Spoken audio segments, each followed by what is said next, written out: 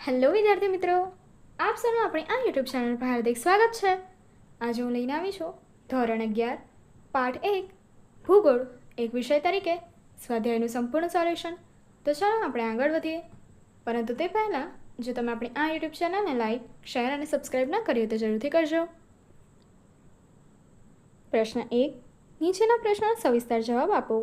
પહેલો પ્રશ્ન, વર્તમાન સમયમાં ભૂગોળ ખૂબ જ ઉપયોગી વિષય છે. આ વિધાન સમજાવો. વર્તમાન સમયમાં ભૂગોળ ખૂબ જ ઉપયોગી વિષય છે કારણ કે વિશ્વના દેશો વચ્ચેના આંતર અવલંબની સમજ ભૂગોળ આપે છે. કુદરતી આપત્તિઓ જેવી કે ભૂકંપ, ભૂમિપાત, વાવાઝોડું, પૂર તથા દુષ્કાળમાં પર્યાવરણની સુરક્ષા અને સંવર્ધન અંગેનું જરૂરી માર્ગદર્શન ભૂગોળ આપે છે. વ્યક્તિ નિર્માણ માટે અથવા માનવીના સશક્તિકરણ માટે ભૂગોળનો અભ્યાસ અનિવાર્ય છે. વ્યક્તિમાં આંતરરાષ્ટ્રીય સમજ વિકસે, વિશ્વ બંધુત્વની ભાવના કેળવાય, રાષ્ટ્ર માટે પ્રેમ કેળવાય, રાષ્ટ્રીય ગુણો વિકસે વગેરે મૂલ્યોના સંવર્ધન માટે ભૂગોળ મહત્ત્વની ભૂમિકા ભજવે છે. ખેતી, વ્યાપાર, પરિવહન, ઉદ્યોગોની સ્થાપના અને તેના વિકાસ માટે ભૂગોળ પાયાનું જ્ઞાન પૂરું પાડે છે. વ્યાપાર, સંરક્ષણ, પ્રવાસ, ઉદ્યોગ, ખેતી અને પશુપાલન માટે ભૂગોળનું જ્ઞાન એ એક વ્યવહારિક જરૂરિયાત છે.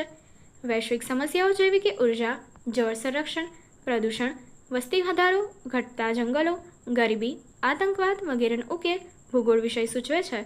વ્યક્તિમાં સૂક્ષ્મ અવલોકન કરવાની, તારણો કાઢવાની, નિર્ણયો કરવાની અને યોગ્ય અભિપ્રાયો બાંધવા વગેરે માનસિક શક્તિઓનો વિકાસ ભૂગોળ દ્વારા સરળ બને છે.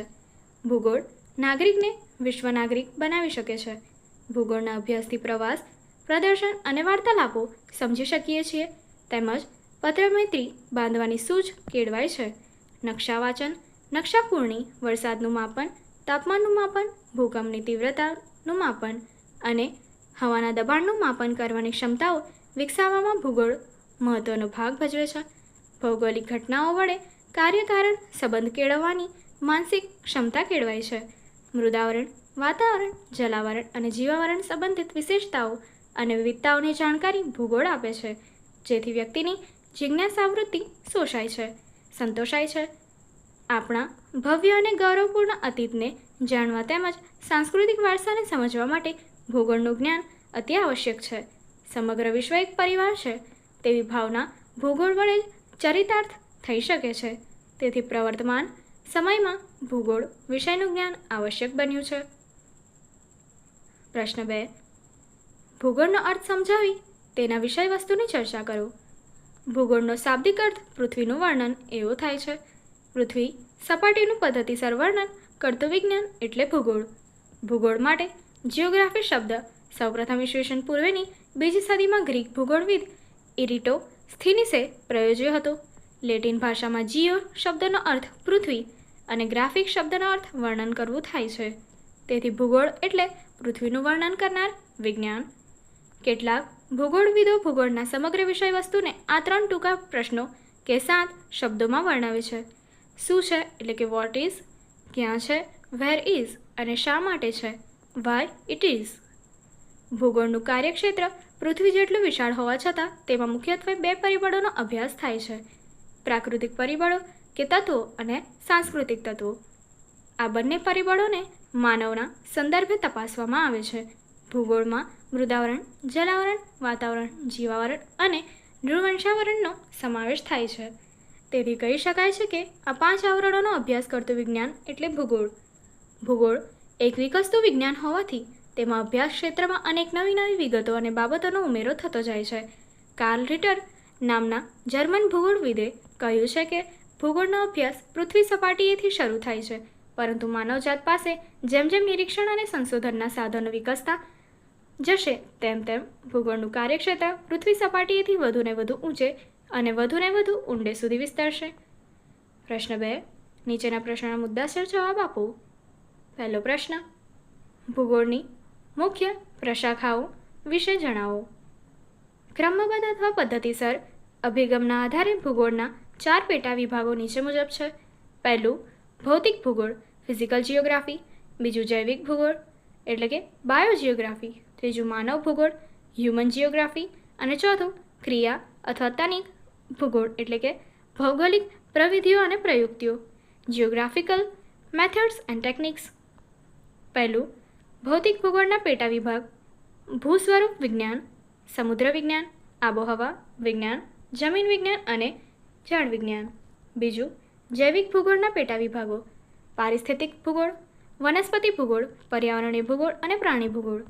ત્રીજું માનવ ભૂગોળના પેટા વિભાગો: સામાજિક તેમજ સાંસ્કૃતિક ભૂગોળ, ઐતિહાસિક ભૂગોળ અને વસ્તી વિષયક ભૂગોળ, રાજકીય ભૂગોળ અને આર્થિક ભૂગોળ. ચોથું ક્રિયા અથવા તનિક ભૌગોલિક પ્રવિધિઓ અને પ્રયુક્તિઓના પેટા વિભાગો: નકશા નિર્માણ, માત્રાત્મક તકનીક, ક્ષેત્રીય સર્વેક્ષણ અને ભૌગોલિક માહિતી. પ્રશ્ન 2. ભૌતિક ભૂગોળના પેટા વિભાગો જણાવી ટૂંકમાં તેમનું વર્ણન કરો. ભૌતિક ભૂગોળને 5 પેટા વિભાગમાં વહેંચવામાં આવે છે. પહેલું ભૂસ્વરૂપ વિજ્ઞાન કે શાસ્ત્ર, બીજું આબોહવા વિજ્ઞાન, ત્રીજું સમુદ્ર વિજ્ઞાન, ચોથું જમીન વિજ્ઞાન અને પાંચમું જળ વિજ્ઞાન. ભૂસ્વરૂપ વિજ્ઞાનમાં પૃથ્વી સપાટી સ્તરના ભૂમિ સ્વરૂપો, તેમનું વિતરણ, ઉત્પત્તિ અને પ્રકાર વિશે માહિતી આપવામાં આવે છે. આબોહવા વિજ્ઞાનમાં વાતાવરણના સ્તરો, ઋતુઓ, વાતાવરણના ઘટકો અને તેના તત્વો જેવા કે તાપમાન, હવાનું દબાણ, પવનો, વૃષ્ટિ, વાદળો, ચક્રવાત તથા સ્થાનિક પવનોનો અભ્યાસ થાય છે. સમુદ્ર વિજ્ઞાન મહાસાગરોની ઉત્પત્તિ, ભરતી ઓટ, મહાસાગરોની ઊંડાઈ, મહાસાગરોના સ્થાન, પ્રવાહો, સમુદ્ર તળનું ભૂપૃષ્ઠ, સમુદ્ર જળની ક્ષારતા તથા મહાસાગરોની માનવ જીવન પર થતી અસરોનો અભ્યાસ કરે છે. જમીન વિજ્ઞાનમાં જમીનના પ્રકાર, નિર્માણ, વિતરણ, તેના લક્ષણો, ઉપયોગિતાનો અભ્યાસ થાય છે. જળ વિજ્ઞાન મહાસાગરો, સમુદ્રો, નદીઓ, સરોવરો, હિમનદીઓ વગેરેની જળરાશિ અને તેની ભૂમિકા વિશે અભ્યાસ કરે છે. પ્રશ્ન 3. માનવ ભૂગોળ વિશે ટૂંક નોંધ લખો. પ્રકૃતિ અને માનવીના પરસ્પરના સંબંધોને કારણે ગામડા, કસ્બા, શહેરો, દેશ, કારખાના, સડકો, રેલમાર્ગો, રહેઠાણ વગેરેના સાંસ્કૃતિક લક્ષણો કે વિશેષતાઓ તથા તેમના વિતરણોનો અભ્યાસ માનવ ભૂગોળમાં થાય છે. સાંસ્કૃતિક ભૂગોળ, સામાજિક ભૂગોળ, વસ્તી વિષયક ભૂગોળ, ગ્રામીણ ભૂગોળ, શહેરી ભૂગોળ, આર્થિક ભૂગોળ, ઔદ્યોગિક ભૂગોળ, કૃષિ ભૂગોળ, વ્યાપાર અને પરિવહન ભૂગોળ તથા રાજકીય ભૂગોળ વગેરે માનવ ભૂગોળની મુખ્ય વિષય શાખાઓ છે. માનવ ભૂગોળ માનવ વિકાસને આડે આવતા ભૌગોલિક પરિબળો અને ભૌગોલિક સમસ્યાઓ સમજાવે છે. પ્રશ્ન 3. નીચેના પ્રશ્નોના સંક્ષિપ્તમાં ઉત્તર લખો. પહેલો પ્રશ્ન આપ્યો છે: ભૂગોળ કયા કયા વિષયો સાથે અનુબંધ ધરાવે છે? ભૂગોળ ભૂસ્તર વિજ્ઞાન, ખગોળ વિજ્ઞાન, ભૌતિક વિજ્ઞાન, વનસ્પતિ વિજ્ઞાન, જીવ વિજ્ઞાન વગેરે શુદ્ધ વિજ્ઞાનો ઉપરાંત ઇતિહાસ, અર્થશાસ્ત્ર, રાજ્યશાસ્ત્ર, ગણિતશાસ્ત્ર, સમાજશાસ્ત્ર અને નૃવંશશાસ્ત્ર વગેરે સામાજિક વિજ્ઞાનો સાથે અનુબંધ ધરાવે છે. પ્રશ્ન 2. માનવ ભૂગોળના કોઈપણ 4 વિભાગ જણાવો. જવાબ: માનવ ભૂગોળના 4 વિભાગો નીચે મુજબ છે: આર્થિક ભૂગોળ, રાજકીય ભૂગોળ, સામાજિક ભૂગોળ અને વસ્તી વિષયક ભૂગોળ. પ્રશ્ન 3. હાલની વૈશ્વિક સમસ્યાઓ કઈ છે? વસ્તી વધારો, ઘટતા જંગલો, ગરીબી, આતંકવાદ, પ્રદૂષણ, ઉર્જા, જળ સંરક્ષણ, પર્યાવરણ સંરક્ષણ વગેરે હાલની વૈશ્વિક સમસ્યાઓ છે. પ્રશ્ન 4. વસ્તી ભૂગોળ એટલે શું? માનવ ભૂગોળની એક પેટા શાખા વસ્તી ભૂગોળ છે. પોપ્યુલેશન જિયોગ્રાફી છે. વસ્તી ભૂગોળમાં વસ્તી ગીચતા, વસ્તી વધારાના પ્રશ્નો ઉપરાંત વસ્તીનું સ્થાયીકરણ અને સ્થળાંતરણ વગેરે બાબતોને સમજાવતા ભૂગોળને વસ્તી ભૂગોળ કહે છે. પ્રશ્ન 4. નીચેના પ્રશ્નના ઉત્તર 1-2 વાક્યમાં આપો. પહેલો પ્રશ્ન: સૂર્યમંડળ વિશેની માહિતી આપનાર ભારતીય ભૂગોળવિદ કોણ હતા? જવાબ: સૂર્યમંડળ વિશેની માહિતી આપનાર ભારતીય ભૂગોળવિદ આર્યભટ્ટ હતા. બીજો પ્રશ્ન: ભારતનો પ્રવાસ કરી તેની ભૂમિ અને લોકજીવન અંગે વર્ણન કરનાર કોણ હતું? જવાબ: ભારતનો પ્રવાસ કરી તેની ભૂમિ અને લોકજીવન અંગે વર્ણન કરનાર ઇબ્ન બતુતા હતા. પ્રશ્ન 3.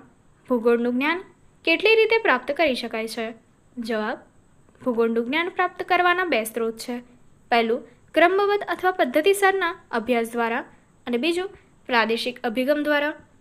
પ્રશ્ન 4. ભારતના 2 ભૂગોળવિદોના નામ લખો. જવાબ: પહેલું આર્યભટ્ટ અને બીજું વરામિહિર. પ્રશ્ન 5. ભૂગોળ શબ્દનો અર્થ આપો.